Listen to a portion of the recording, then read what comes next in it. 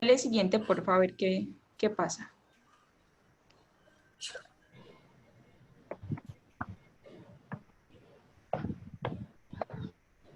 Y dale atrás, por favor.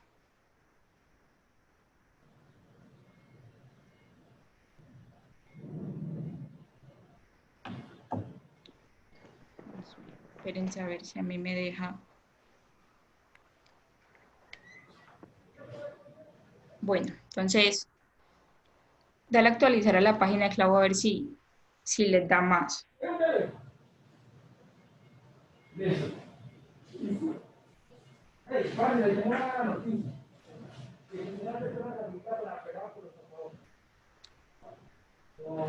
Bueno, entonces, si no deja, la segunda pregunta es, ¿cuál es la resolución que señala las características del agua para consumo humano? Entonces, la respuesta A es la resolución 2115 del 2017. Ahora sí estoy viendo que Contestando. van 6 personas, 7 personas, 8. Sí, sí, ahora sí. Acabo de refrescar la página otra vez. Sí, toca refrescar la página para seguir. Listo. Van 14 personas y, como lo dije anteriormente, la resolución que describe las características para el consumo humano 7, la 0631 es la de los límites permisibles al alcantarillado y la resolución 883 del 2018 es la que establece los límites máximos permisibles al mar. Entonces la respuesta correcta es la A. Seguimos en la tercera, por favor.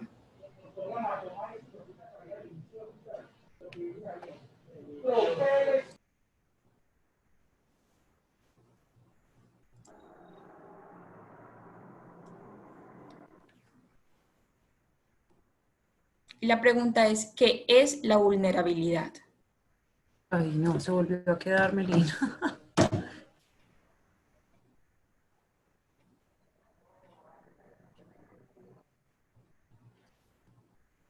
Bueno, entonces allí en vulnerabilidad tenemos 3 opciones también.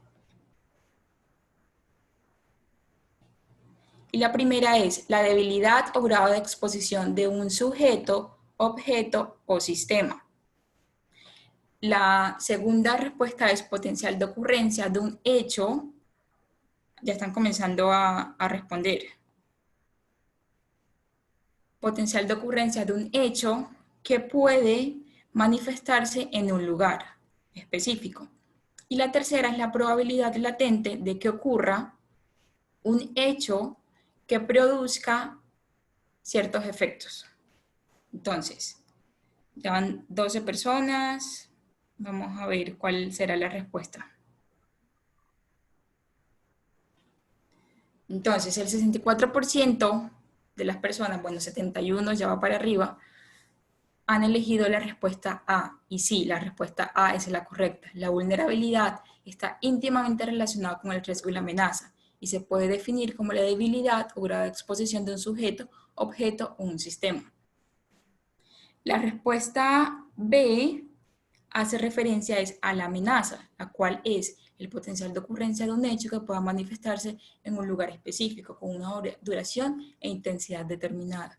Y la opción C hace referencia al riesgo, el cual es la probabilidad latente de que ocurra un hecho que produzca ciertos efectos. Entonces, seguimos a la pregunta cuarta. Aquí les toca escribir, y aquí no van a aparecer las opciones múltiples, y dónde está el mayor reservorio de agua dulce en el planeta.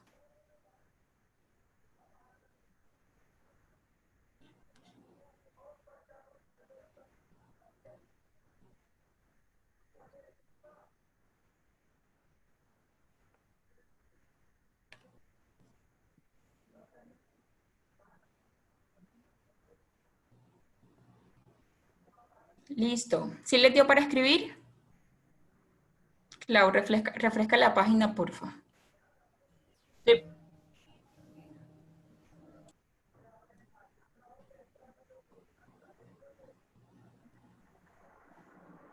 Bueno. Bueno, vamos a ver qué contestan. Bueno, va uno que dicen los polos. Bueno, van 9.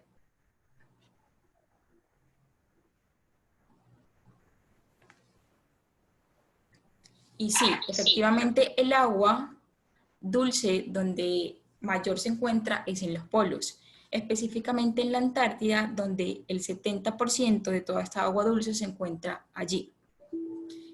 Seguimos con la quinta pregunta y la última, la cual hace referencia a cuáles son las fuentes de abastecimiento de agua en Colombia.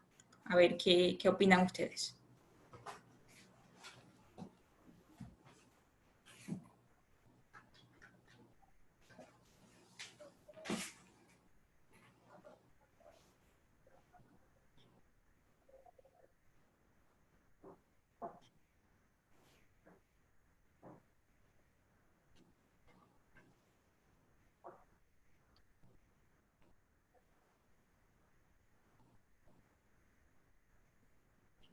A ver, ¿qué dicen? ¿Cuáles son las fuentes de abastecimiento de agua en Colombia?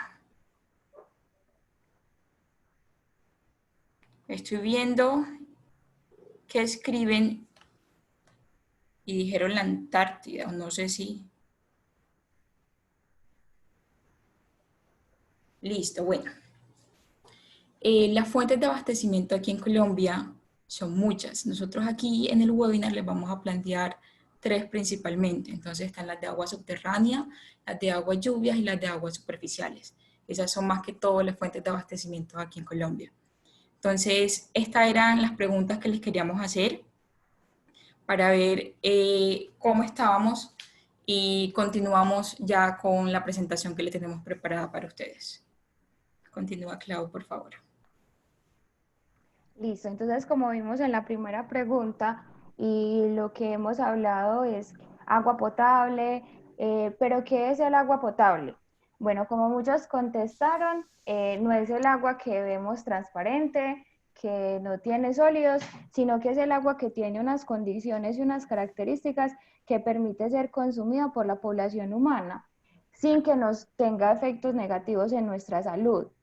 En Colombia, esas características están reguladas por el decreto 1575 del 2007 y ese decreto tiene una resolución que es la 2115 del 2007. En esta resolución se dan los parámetros, pues las características físicas, químicas y microbiológicas que tiene que tener el agua para ser considerada potable y dan los valores máximos permisibles para cada uno de esos parámetros. En realidad son muchos más de los que estamos viendo en la imagen. Aquí hay pues como un pequeño resumen en las que vemos que en esta resolución pues se va a medir el color aparente, el olor y el sabor, que son unas propiedades pues organolépticas que no tienen valor, pero tienen que ser aceptables. La turbiedad, se miden algunas sustancias químicas, algunas como el aluminio, el hierro, los nitritos, los nitratos, porque muchas del agua que se toma para que sea potable viene de fuentes de agua superficial que están contaminadas actualmente por compuestos nitrogenados que vienen de fertilizantes. Entonces se les hacen esas mediciones. Y también se les hacen unas mediciones en términos de unos parámetros microbiológicos que vemos en la parte inferior, pues se le miden las coliformes totales, la echerichia, los mesófilos. Si alguna de estos parámetros está por encima de los límites máximos que están en la resolución, el agua ya se considera que no es potable. Bueno, ¿y por qué es importante que el agua sea potable? Es muy importante y todos siempre nos han dicho, tómese 2 litros de agua diarios, el agua es importante para la nutrición, para la hidratación. El agua, junto con las vitaminas y minerales, es uno de los principales nutrientes de nuestro organismo. Pues no aporta calorías, pero su ingesta es clave para lograr una alimentación saludable, ya que interviene en funciones principales de nuestro organismo, como son la respiración y la transpiración. El agua es la que transporta los nutrientes hacia las células que se nutren de esta. Elimina de nuestro organismo las sustancias tóxicas. Es muy importante porque lubrica nuestros párpados y sin el agua nosotros no podríamos tener lágrimas. Está involucrada en el proceso de la respiración. El agua es necesaria en forma gaseosa para que el organismo elimine el dióxido de carbono. Interviene en la digestión, en la absorción, forma parte de nuestros tejidos y es un elemento indispensable en la sangre y regula nuestra temperatura corporal. Sin el agua, entonces, nosotros no podríamos vivir porque nuestro cuerpo no podría hacer las funciones vitales. Pero, ¿qué le pasa a nuestro organismo cuando el agua que consumimos no es de buena calidad? Nos enfermamos. Entonces, vamos a ver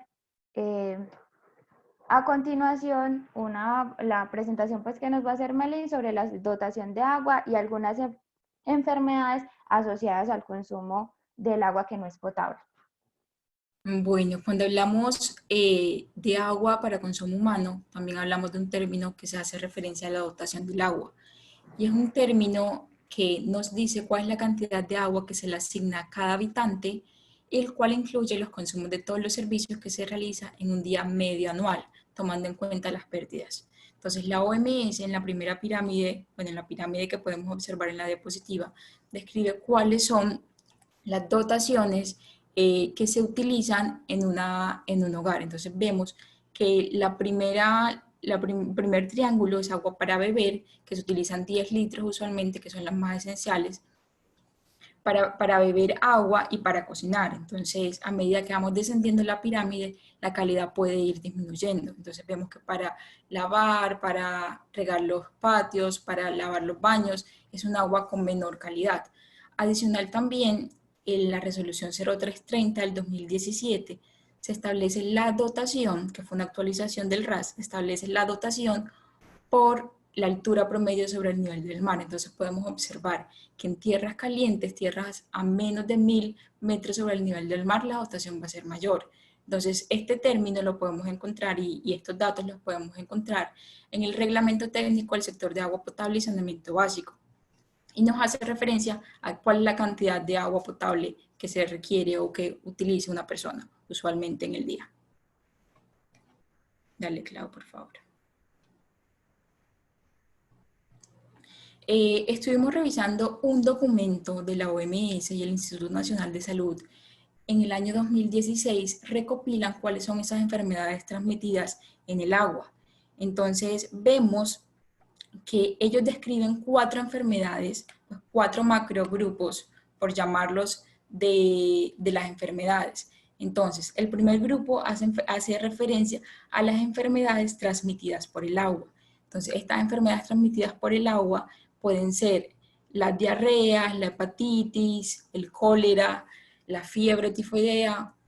El segundo grupo que ellos describen son las enfermedades con base u orígenes en el agua. Entonces aquí ya se encuentran las infecciones intestinales, como son la yardia, las amebas, los nematodos, el Cryptosporidium. El tercer grupo hace referencia a las enfermedades de origen vectorial, es decir, cuando el hábitat está dentro del agua, el hábitat de estos microorganismos. Entonces, puede ser la malaria, el dengue, la fiebre amarilla, el chikungunya, el zika, todas estas nuevas enfermedades, bueno, no son nuevas, todas estas enfermedades que se han desarrollado. Las enfermedades por falta de agua desatendidas son las relacionadas con la ingesta de sustancias, o sea, nos podemos intoxicar por transmisión, por vía respiratoria, o también puede ser por contacto de la piel. Entonces nos pueden dar una dermatitis o un fasciolasis. Entonces hay muchas enfermedades relacionadas con el agua. Dale, claro. Bueno, entonces aquí vamos a comenzar a hablar del tratamiento de agua para la potabilización del agua. Entonces, en Colombia, muchas veces, cuando nosotros realizamos la revisión bibliográfica, nos dimos cuenta de que la disponibilidad de información en las bases de datos no era tanto. Por lo tanto, le queremos hacer una invitación a la realimentación de la información con la que cuentan las empresas, o si alguna persona que está aquí presente está trabajando en esto, podemos andar más en estos temas para crear alianzas que nos permitan mejorar las condiciones de vida en estas poblaciones. Muchas veces cargamos las responsabilidades en el Estado. Hace poco, como 3 meses, hicimos una visita al noroccidente de Antioquia y había una planta de tratamiento con paneles solares, torres de aireación, sedimentadores, floculadores, filtros de carbono activado. Es decir, tenía absolutamente todo para funcionar. Pero ¿qué pasa? Solamente duró encendida el tiempo en el que el técnico estaba allá. Entonces, muchas veces las soluciones que nosotros le brindamos a la comunidad no es las soluciones que ellos necesitan. O sí necesitan, pero no es un aprovechamiento que ellos le hacen directamente. Son inversiones muy altas en términos económicos y los beneficios que se les pueden presentar a ellos son infinitos. Entonces, es necesario al momento de plantear soluciones de este tipo que se conozcan las particularidades culturales y las especificidades de los territorios, la manera como ellos han abordado el agua desde la cotidianidad y cuál ha sido la apropiación de ellos, ya que es un tema que tiene muchos matices dependiendo del enfoque del que lo miremos. Entonces, cuando nosotros le preguntamos a ellos por qué no pagaban, eran 10.000 pesos, aparentemente no es tanto dinero, pero para ellos sí significa dinero. Y también nos contaban que ellos nunca se habían enfermado, entonces, ¿para qué ellos necesitaban potabilizar agua? ¿Para qué necesitaban que la planta estuviese funcionando si ellos nunca les había pasado nada? Si llevaban años consumiendo esa agua y no les pasaba nada. Entonces, cuando los miramos, vemos que las realidades son diferentes. La piel se les ve un poco demacrada, se les ven granos, los niños se les ve la panza hinchada, hay malformaciones genéticas por la contaminación de metales pesados, hay cánceres a temprana edad. Es decir, hay infinidad de enfermedades relacionadas con el agua. Entonces, aquí lo que hicimos fue una recopilación de la literatura para ver qué es lo que están haciendo las poblaciones vulnerables y cómo nosotros podríamos mejorar desde la calidad del agua y desde el tratamiento de eso. Entonces, a continuación les vamos a ejemplificar qué es lo que hemos encontrado y cómo se puede tratar esa agua en las poblaciones vulnerables. Bueno, antes de eso vamos a hablar de unos datos que, para que nos contextualicemos de cómo está Colombia, y ya seguido de eso hablamos de los tratamientos. Entonces, José Luis Acero, el viceministro de Agua Potable y Saneamiento Básico, en una entrevista expresó que el 92% de los hogares, contando las zonas rurales y urbanas, tienen cobertura de acueducto en todo el país. En zonas urbanas está llegando al 96% de la cobertura y en las zonas rurales del 70%. Estas cifras se traducen en aproximadamente 3.7 millones de personas en Colombia que no cuentan con acceso al agua potable.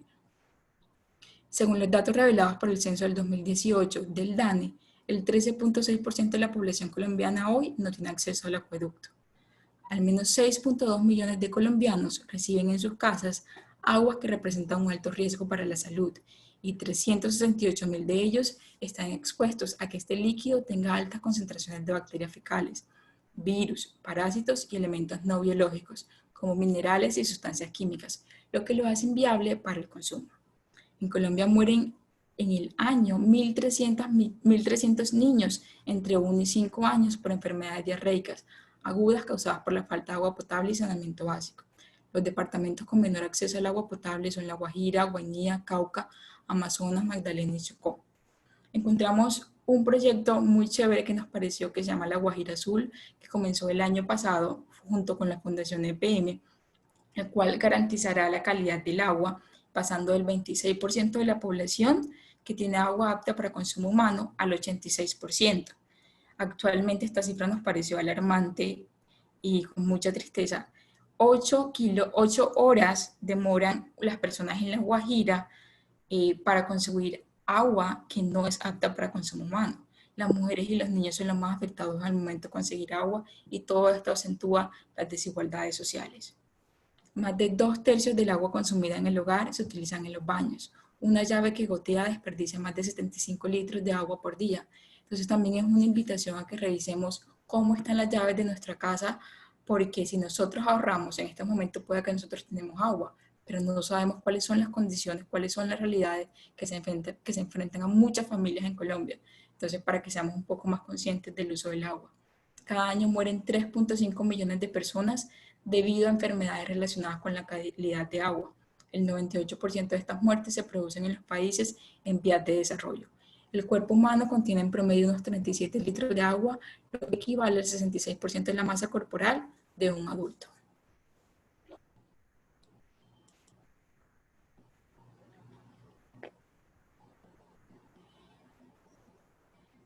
Clau.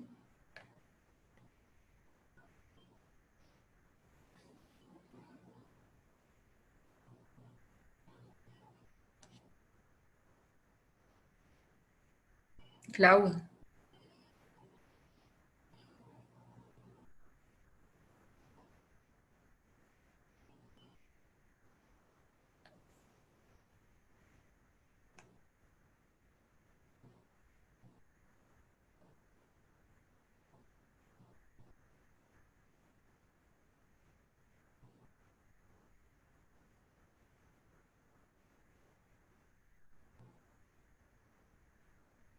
Clau.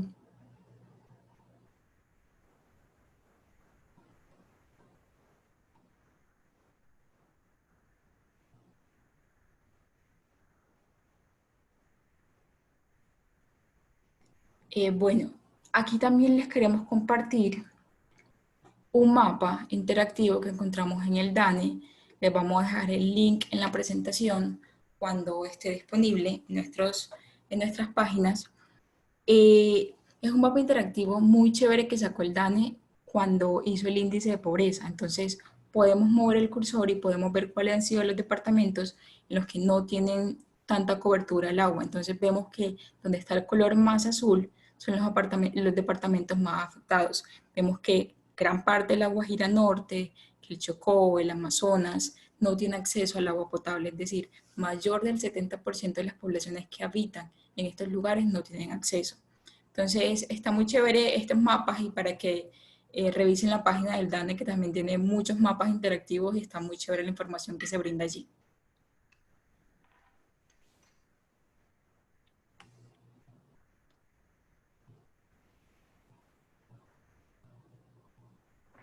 Listo. Entonces, pues entrando en materia sobre el tratamiento de aguas, nosotros hicimos una división como por regiones de Colombia porque cada región tiene unas características muy particulares en cuanto a las características que tiene el agua que captan.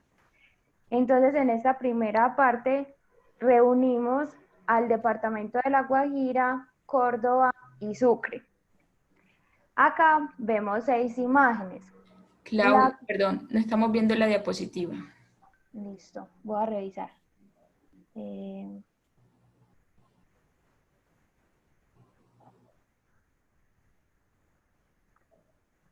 Dame un momento que...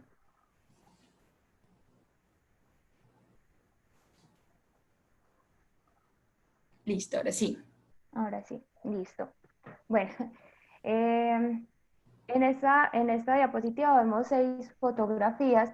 Esto es específicamente de La Guajira. Como les hablaba Melín ahorita, contextualizándolo sobre el tema de los tratamientos y buscando la información sobre este tema, vimos que las soluciones que se les deben dar a estas comunidades deben ser soluciones que sean prácticas, que sean fáciles de transportar, porque el gobierno ha tenido intenciones de en estas regiones llevar plantas potabilizadoras con ósmosis inversa, tratamientos físico-químicos para hacer la potabilización, pero hay regiones que por la geografía que tienen, por la distancia del terreno, hace muy complicado que pueda llegar el agua potable hacia la comunidad.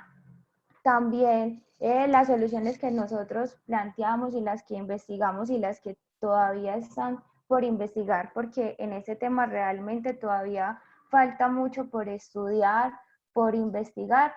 Quisimos traerles a ustedes como esas soluciones que uno puede hacer en casa, no solamente en estas poblaciones, sino que si uno va de visita a alguna parte donde no haya acceso pues a un agua de calidad para tomar, lo puede hacer. En la región de La Guajira, casi que el 80% de la comunidad, de las comunidades que se encuentran en las rancherías toman el agua potable de aljibes. En la primera fotografía vemos a una niña tomando agua de un pozo subterráneo. Esta toma de agua puede ser de puede ser de varias maneras. Aquí vemos cómo manualmente ella debe introducir con una tira un baldecito para sacar el agua. En la segunda, la extracción del agua de los pozos subterráneos puede hacerse por molinetes. La Guajira es una región que tiene altas velocidades en los vientos y esas velocidades se aprovechan para mover molinos, que le llaman en la región molinetes. Estos molinos se van moviendo y van extrayendo el agua. En la tercera es un pozo manual en donde al girar la palanca ellos van sacando el agua. En algunas comunidades que pueden tener acceso a energía eléctrica, porque pues La Guajira es una región que no solamente carece de agua potable, sino casi que todo el tema de servicios públicos pues carece de energía eléctrica, de saneamiento básico. El tema del agua potable va también muy ligado al tema de saneamiento y estas comunidades no lo tienen, pues digamos que tienen el paquete completo, sin agua, sin energía y sin saneamiento. Pero muchas pueden tener acceso a bombas centrífugas que se pueden conectar a través de paneles solares y sacan el agua a través de estos pozos subterráneos. Algunas, como lo vemos en la fotografía en la parte inferior, no tienen acceso a pozos subterráneos, sino que son reservorios de agua que se van formando por aguas estancadas y pues estas aguas tienen mayores probabilidades de contaminación porque están expuestas. Digamos que las aguas de pozos subterráneos tienen mayores características o mejores características en términos de aguas, son aguas más limpias, pero estas aguas que son superficiales pues tienen mayor riesgo a contaminarse por los animales, por vectores y por el ambiente en general. Hoy en día las comunidades de La Guajira pueden recibir agua a través de carrotanques que pasan entre 1 y 2 veces a la semana. Entonces en las rancherías compran el agua de los carrotanques y los almacenan en tanques de 200 litros, de 500 litros, dependiendo pues del número de familias, de personas que haya en la comunidad.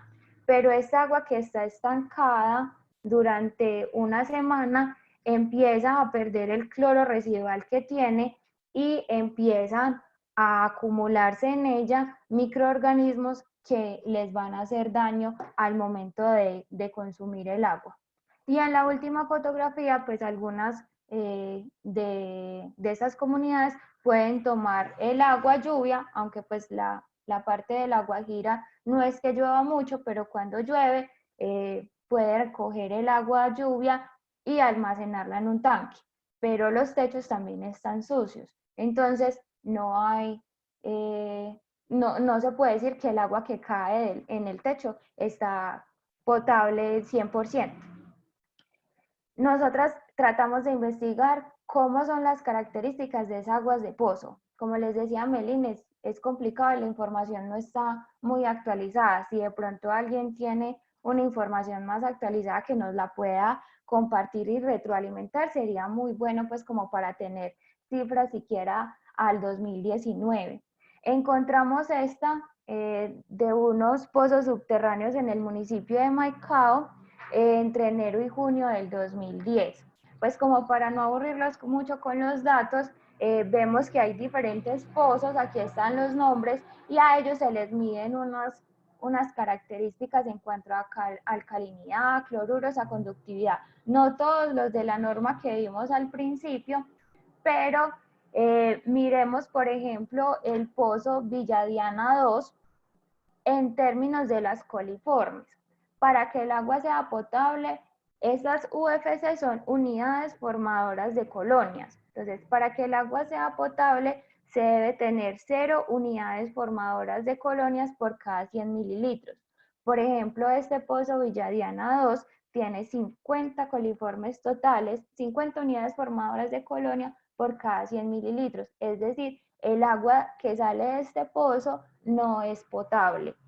Y vamos a tener que hacerle un tratamiento para poderle eliminar esas coliformes que muy seguramente si las personas se toman el agua directamente de este pozo van a tener enfermedades como las que hablaba Melina en la presentación, diarrea, fiebre y muchas otras.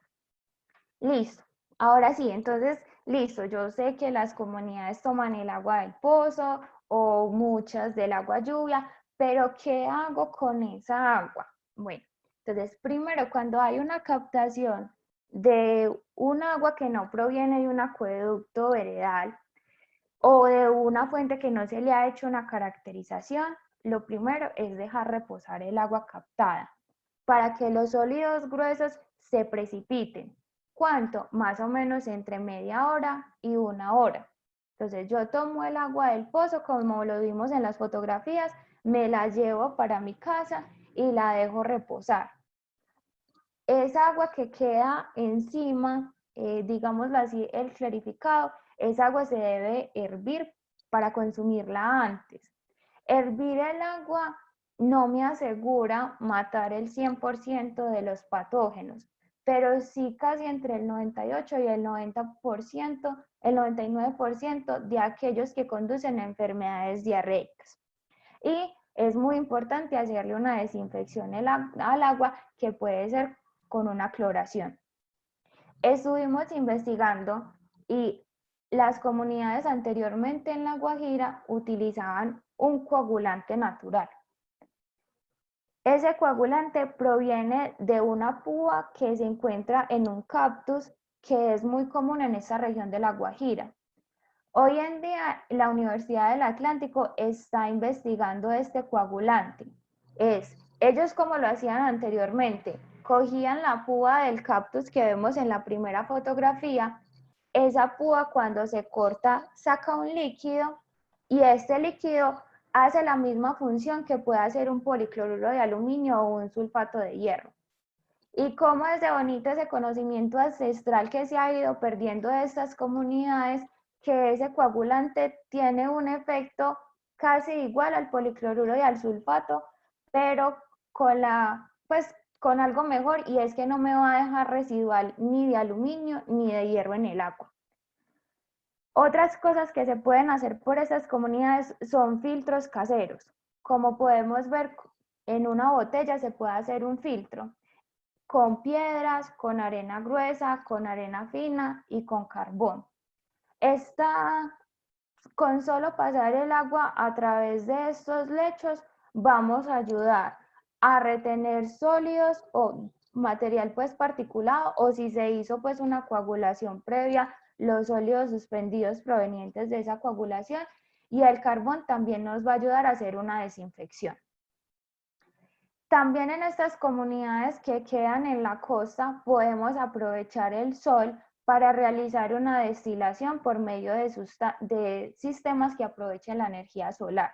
Hay dos tipos de sistemas. El que aparece aquí en la fotografía, y el Departamento de Aguas de Gaia ha estado también trabajando en prototipos de este sistema, y también lo vimos en la Facultad de Ingeniería de AFID, en la parte de procesos, también vimos que han estado realizando investigaciones con este tipo de sistemas.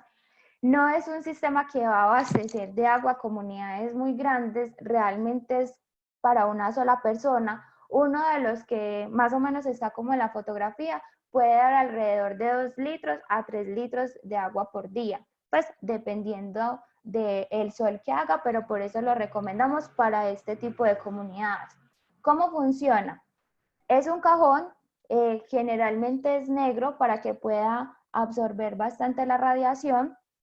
Dentro del cajón se ingresa el agua que sacamos del pozo o de la fuente superficial, y el vidrio se empieza a calentar y va a haber una evaporación. Entonces el agua va a pasar a fase gaseosa y por transferencia de calor con el ambiente va a haber una condensación del agua. La destilación es uno de los mejores métodos para tratamiento de aguas. No se realiza porque realmente es un poco costosa por el tema de la energía que se necesita para llevar a cabo este proceso. Con esa transferencia de calor con el ambiente se va a condensar el agua que va a ir a dar a los recipientes que están en la parte de abajo. Como les digo, no es un tratamiento para mucha gente. Un recipiente de estos, un sistemita de estos, puede dar más o menos de 2 a 3 litros, que es lo que más o menos sería para el consumo de una persona, si no tenemos en cuenta que el agua se va a usar para cocinar. También se puede utilizar la energía solar a través de paneles solares para calentar el agua en los destiladores y hacer la destilación y posteriormente una condensación. Hay otros tratamientos un poquito más sofisticados ya, como la ultrafiltración. Investigamos, acá en Colombia hay una empresa que se llama Sawyer Colombia. Ellos tienen unos filtros como los que vemos en la primera fotografía, son unos filtros personales. Al interior tienen unas membranas poliméricas que trabajan parecido a como lo hacen los riñones en nuestro organismo. Entonces, son unas membranas más o menos que tienen un micraje entre 0.01 y 0.05 micras. No hay microorganismos ni patógenos que tengan un diámetro mayor a este, entonces con ese micraje se garantiza que todos los microorganismos van a quedar retenidos dentro del filtro. Esa puede ser una solución portable, no solamente pues como les decía para estas comunidades, sino pues uno también lo puede usar cuando vaya a viajar y pues esta solución es para una sola persona, es personal. En muchos documentales, yo creo que algunos han visto, en Discovery hemos visto diferentes variantes de estos filtros, pero realmente la diferencia es un poco como en la construcción, en el diseño, pero casi todos trabajan son con membranas. Algunas ya para soluciones un poco más grandes de varias personas trabajan con membranas cerámicas. Acá en Antioquia hay una empresa, Kansen Environmental Services, con su marca Torna. Ellos trabajan con la fundación de EPM. Actualmente EPM tiene un programa que lleva agua potable a escuelas que también pues son consideradas población vulnerable porque son escuelas que quedan en Antioquia en regiones muy remotas. Entonces, si bien La Guajira es un tema complicado porque las extensiones de tierra son bastante grandes y hay que bombear el agua, en Antioquia pues también es complicado porque son regiones muy montañosas, entonces cómo llevo materiales para construir una planta y esta es una solución. ¿Cómo funcionan? Pues son membranas cerámicas también con un micraje entre 0.05 micras y 0.01 micras. Se lleva el agua a estos tanques y por gravedad, miren que es muy bueno porque no necesita un bombeo, por gravedad pasa el agua a través de la membrana que está dentro de la casita que ven ahí, pasa a través de la membrana y se le hace una desinfección con cloro. Entonces, pues aquí vemos como un poquito las alternativas y opciones que cumplen como con los objetivos que nosotras nos trazamos, que fueran soluciones prácticas, que tuviera la comunidad fácil acceso a estas soluciones. Meli. Bueno, entonces ya Claudia nos hizo la introducción, nos explicó qué se podría hacer cuando tenemos agua de un pozo. Entonces ahora viene qué podríamos hacer cuando tenemos agua lluvias. Entonces nos centramos en Chocó y en Amazonas, que son las zonas en Colombia donde mayor se presenta precipitación, y encontramos una tesis que se hizo en el 2012 en Buenaventura, donde ellos hacen la caracterización en diferentes puntos de cuáles son las características de esta agua. Entonces vemos que el agua de lluvia que cae directamente de la atmósfera tiene 0 coliformes totales, tiene 0 coliformes fecales, 1.2 de turbiedad y 2 de color real. El pH está neutro, 6.8. Es decir, que el agua que cae directamente de la atmósfera cumple con la resolución que le decíamos al inicio, que es la 2115. El agua que cae directamente se podría tomar, pero ¿qué pasa? Que muchas personas no las recolectan directamente y entran en contacto con otras superficies. Vemos que cuando cae el techo, los coliformes aumentan. Hay 44 coliformes fecales, la turbidez se mantiene constante, el color aumenta un poco y el pH está en 7. Cuando ya pasa la etapa de almacenamiento en el tanque de zinc, los coliformes disminuyen un poco, pero cuando se hace almacenamiento en tanque de PVC, están en 34. Entonces, gran parte de esto también es cómo se está almacenando el agua. Entonces, se les recomienda lavar todos esos tanques muy bien, mantenerlos tapados de tal forma que no se cree esa biopolícula, que es el hábitat perfecto para los microorganismos. Entonces, encontramos esta caracterización de la calidad de agua de lluvias. Recomendamos no tomar las primeras aguas lluvias para consumo humano porque van a ser las más cargadas y no todas las calidades de agua en Colombia van a ser las mismas porque depende de la contaminación que se encuentra en la atmósfera de las diferentes ciudades. Ya teniendo cuál es la fuente, cuál es la calidad del agua, procedemos a explicar, por favor, Claudio, siguiente, un esquema de aprovechamiento de aguas lluvias que se puede realizar en Chocó, en Amazonas, en las zonas donde se puede captar el agua de lluvias.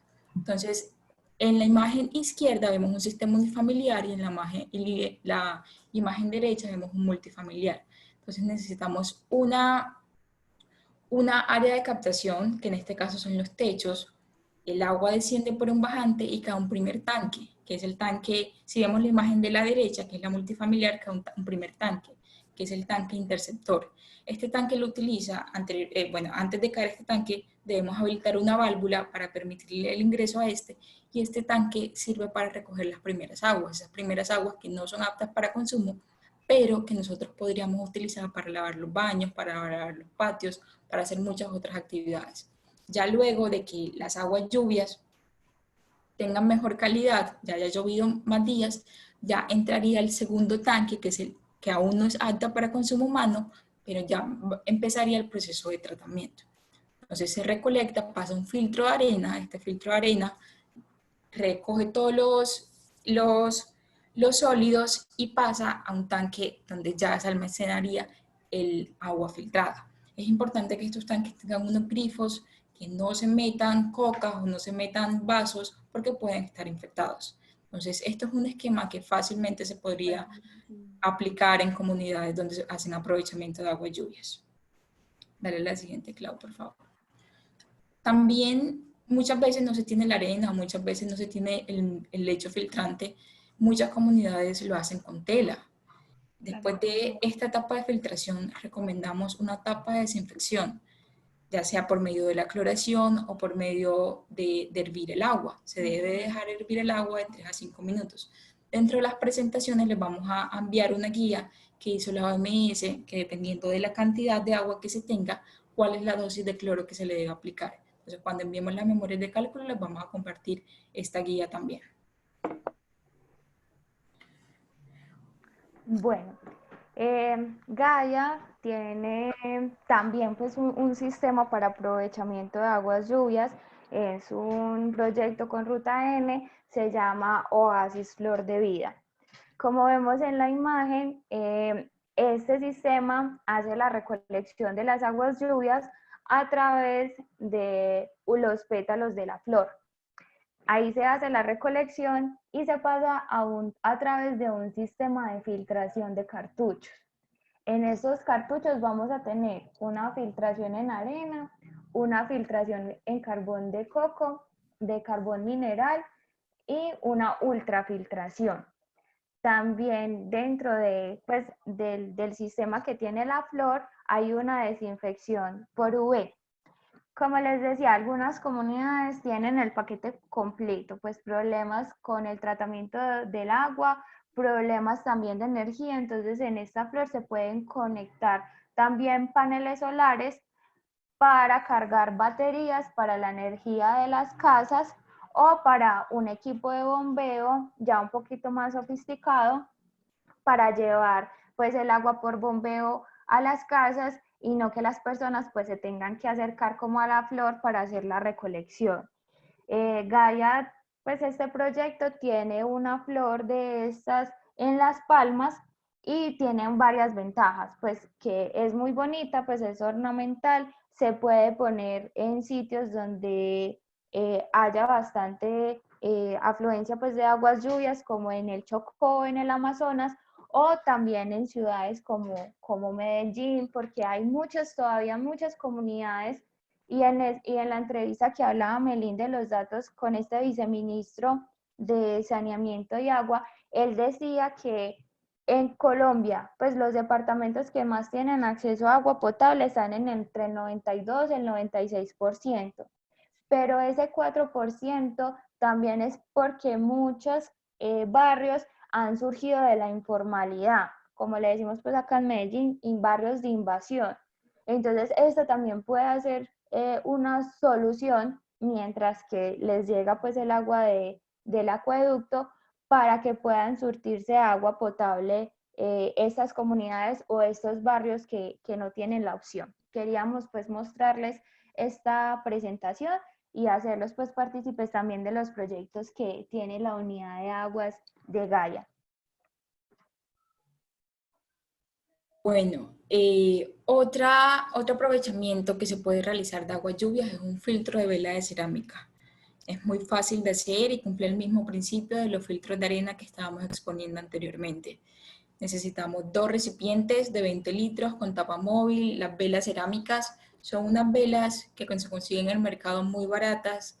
Se pueden reemplazar visiblemente cuando veamos que ya está muy saturada, y necesitamos un grifo, y en el primer recipiente echamos el agua y el agua va a pasar por medio de esos filtros y cae el segundo recipiente, que sería el de almacenamiento, con grifo. Otra vez recomendamos el grifo para que no se meta los recipientes que puedan estar contaminados.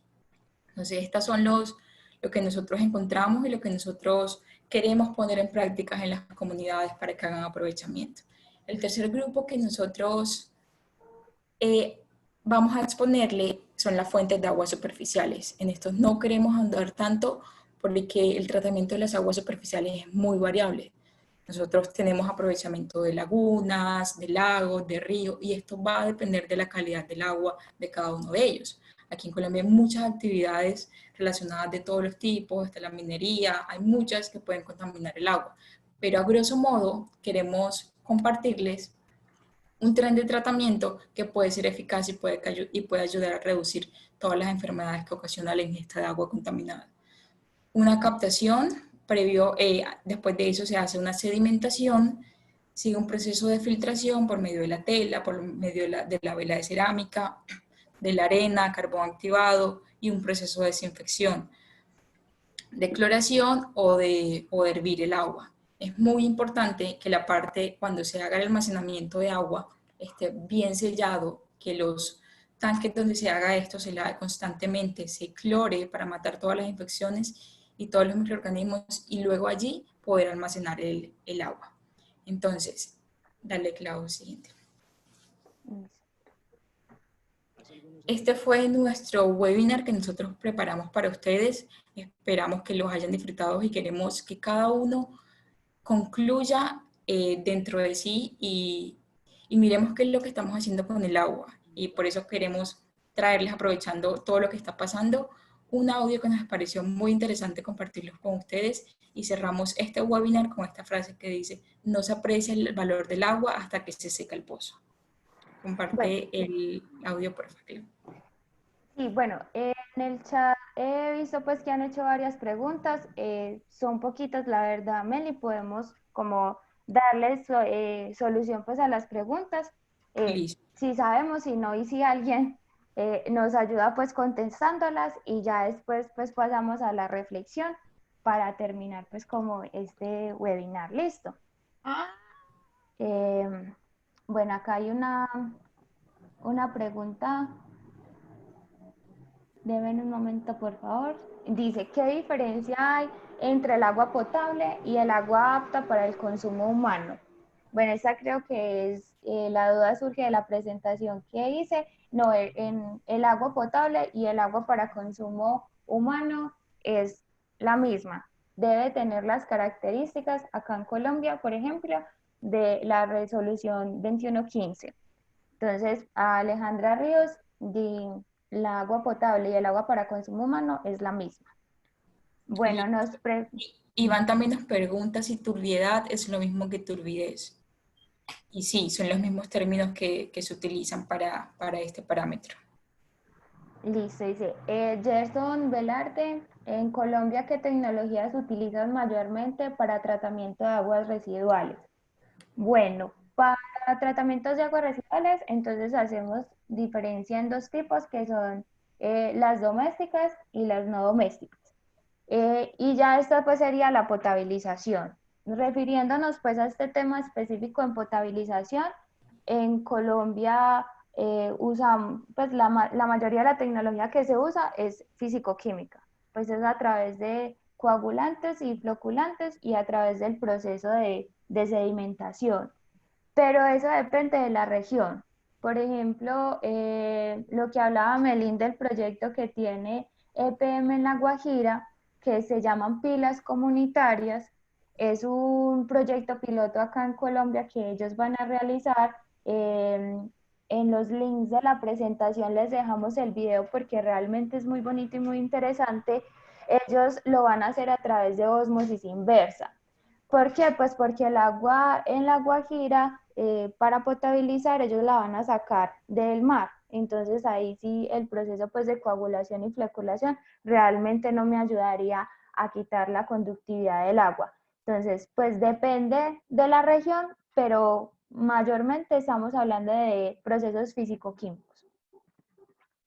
Bueno, Hugo nos pregunta que si se podrá tener acceso a la grabación de la presentación. Sí, un poquito cortada al principio, pero sí se puede tener acceso a través del canal de Gaia, donde están montadas todas las presentaciones que ha hecho Gaia pues hasta el momento y les estaremos también pues compartiendo como las memorias. Listo, Candelaria nos dice, en Chocó muchas personas utilizan agua lluvia para cocinar y beber. ¿Cómo puede ser tratada esta agua? ¿Cuáles son los riesgos de consumir este tipo de agua? Bueno, esto es para Melín que está hablando sobre el Chocó. Meli.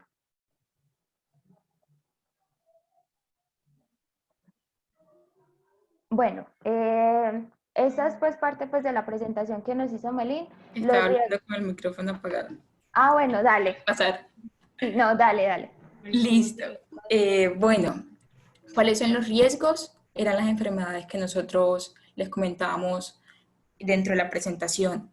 ¿Y qué se podría hacer? La captación de agua lluvias es muy importante. Si no pueden hacer todo el almacenamiento de todos estos tanques, que pongan un tanque que ya no utilizan y puedan hervir el agua. Si no tienen acceso al cloro, por favor hervir el agua, déjenla sedimentar un día, de tal forma que ustedes vean que todos esos sólidos quedan en la parte final.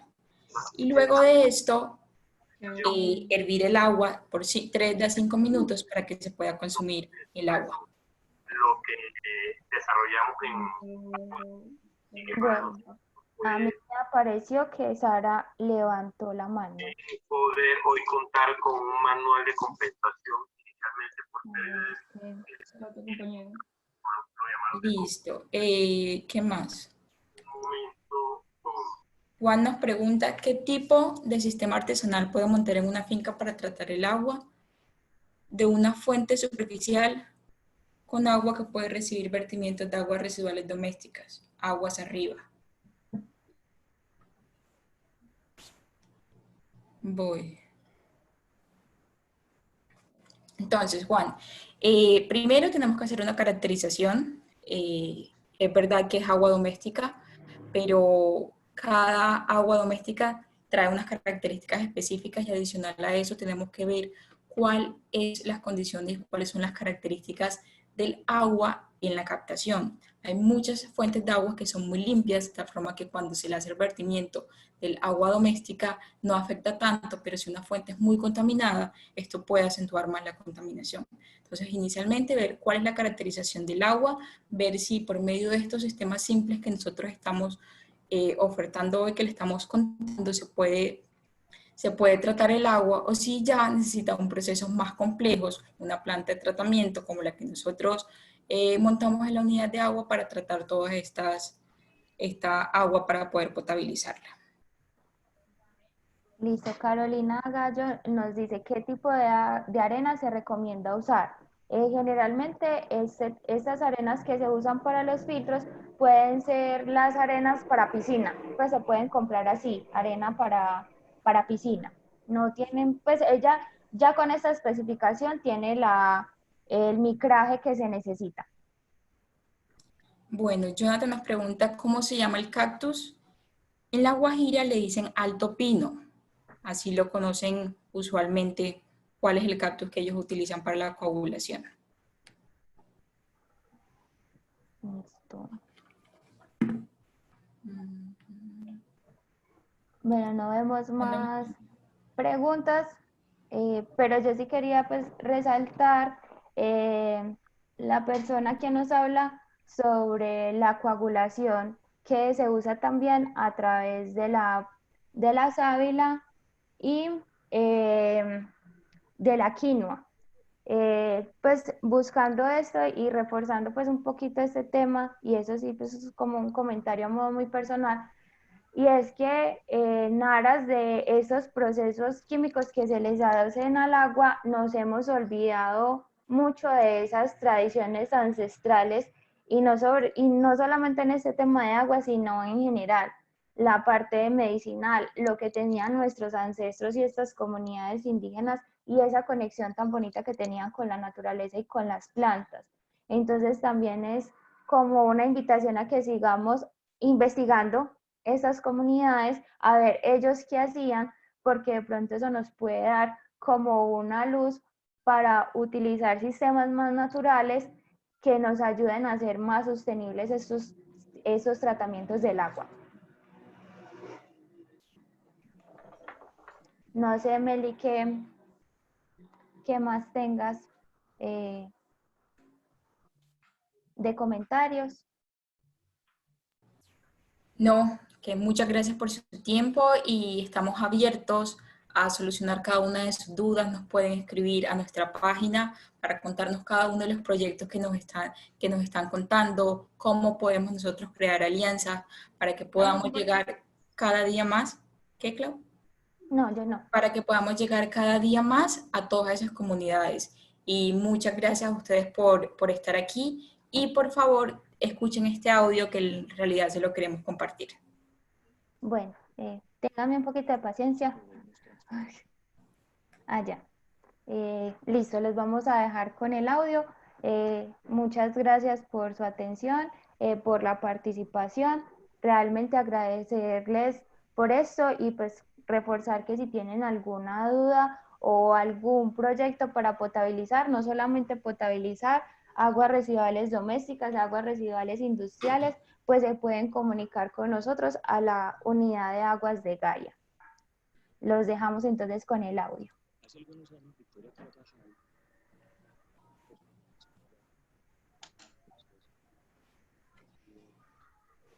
Clau, yo creo que no se escucha.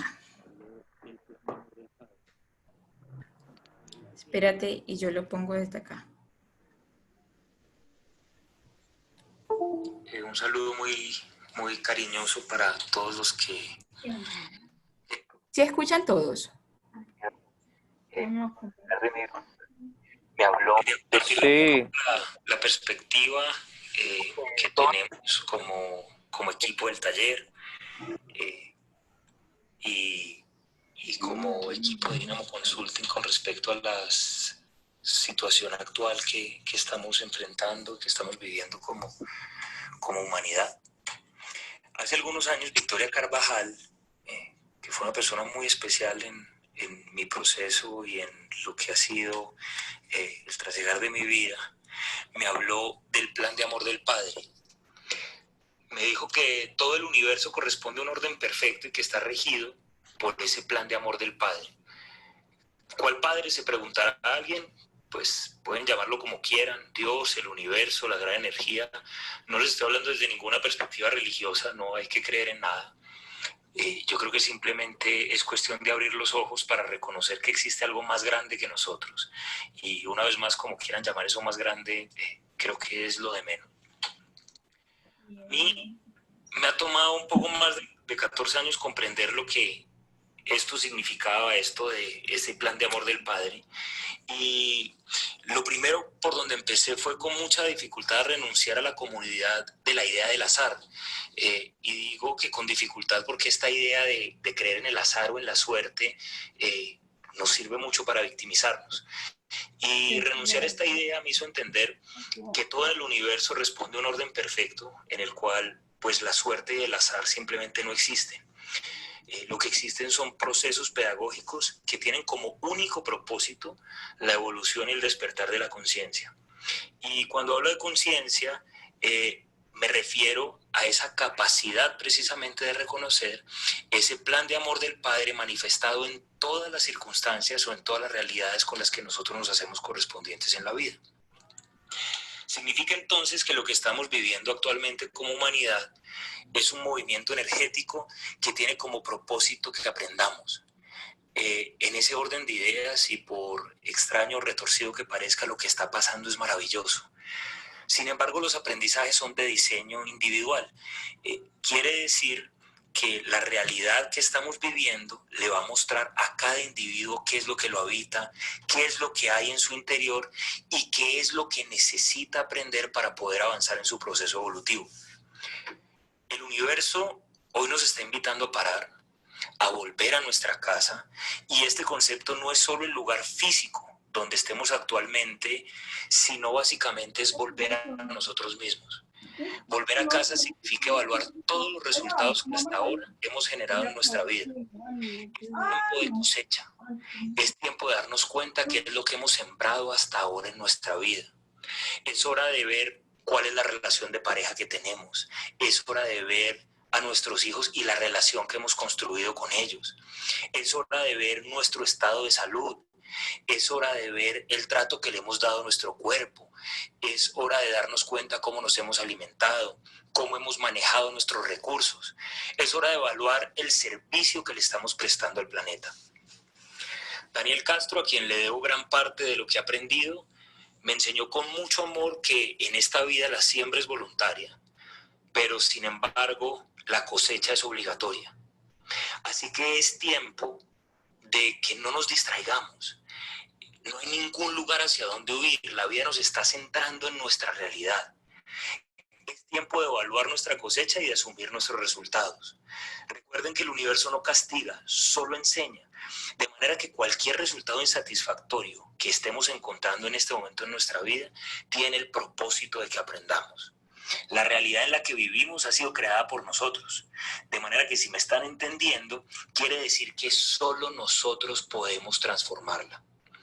Llegó la hora de limpiarnos, de lavar no solo nuestras manos, sino en especial de limpiar nuestra mente de todo aquello que no nos permite estar despiertos. Llegó la hora de centrar nuestra energía en valorar lo que tenemos en vez de seguir persiguiendo como locos lo que siempre hemos querido. Es hora de enfrentar nuestros miedos. Nuestros miedos además tienen la maravillosa función de mostrarnos nuestras carencias. Así que la vida nos está quitando todo aquello que no necesitamos. El universo nos está recordando que nada es nuestro. El universo nos está invitando a renunciar a nuestros sueños para poder despertar a nuestra realidad. No es hora de soñar. Llegó la hora de vivir, de sanar, de morir a lo que no somos y de despertar al inconmensurable potencial que ha estado dormido por tanto tiempo. Es la hora de despertar al amor, a la comprensión, al respeto absoluto por los aprendizajes de los demás, a la aceptación del otro tal cual y como es, a la humildad para reconocer la sabiduría con la que funciona el universo. No le pidas a Dios que esto pase. Pídele mejor que puedas comprender lo que está pasando y que puedas aprender de ello. Es hora de servir ahí donde te corresponde, en ese lugar donde tú elegiste, rodeado por los que tú elegiste. Incluso si en este momento estás solo o estás sola, esa también es tu elección y significa que lo que te corresponde es aprender a estar contigo y ser una buena compañía para ti. Es hora de entender que la libertad solo existe en nuestra mente y de empezar a ejercer esa libertad para renunciar a la ignorancia con la que hasta ahora hemos habitado este planeta. El universo le está hablando con firmeza a nuestro ego, recordándonos lo que en verdad es importante. Le está hablando a nuestra vanidad, a nuestra ambición. Ahora más que nunca estamos viendo el aire que estamos respirando, el enorme daño que nuestra tiranía le ha generado a este planeta que es nuestro hogar. El universo nos recuerda que el agua es un tesoro más valioso que cualquier lujo que el dinero puede comprar, que no necesitamos más casas, ni más cosas, ni más ropa, que no hay que conocer más lugares si no tenemos la capacidad de disfrutar el lugar en el que estamos hoy, ese lugar que hemos conseguido hasta ahora con nuestro esfuerzo. Si no hemos sabido ser felices con lo que tenemos, tampoco vamos a saber serlo cuando tengamos lo que creemos que nos hace falta. Es hora de soltar los apegos, de comprender los mensajes. Este virus solamente está afectando a los seres humanos, a nada más, porque en realidad somos nosotros los que estamos enfermando este planeta. Estamos enfermos y el coronavirus solo nos está dando la oportunidad de aprender a sanar, de volver a ser humanos. Así que hablar de una guerra contra aquello que tiene como propósito enseñarnos no tiene sentido. Esta situación va a durar lo que nosotros necesitemos que dure, lo que nos tome aprender a reconocer con humildad que para ser felices no se trata de hacer lo que queremos, sino aprender a amar lo que somos y lo que hacemos. Les hago una especial invitación a que no le temamos a la muerte, sino que le tengamos más bien temor a no ser capaces de valorar que estamos vivos. No temamos a perder el dinero o las cosas que creemos que poseemos. No temamos perder a los que amamos. Más bien temamos no tener la sabiduría para amarlos mientras vivan. No temas, pues no podemos perder aquello que no es nuestro. Perderemos solo lo necesario para reconocer la verdadera riqueza. Listo, entonces muchísimas gracias por su tiempo y muchísimas gracias por compartir un rato de su vida con ustedes. Muchas gracias y feliz resto de tarde.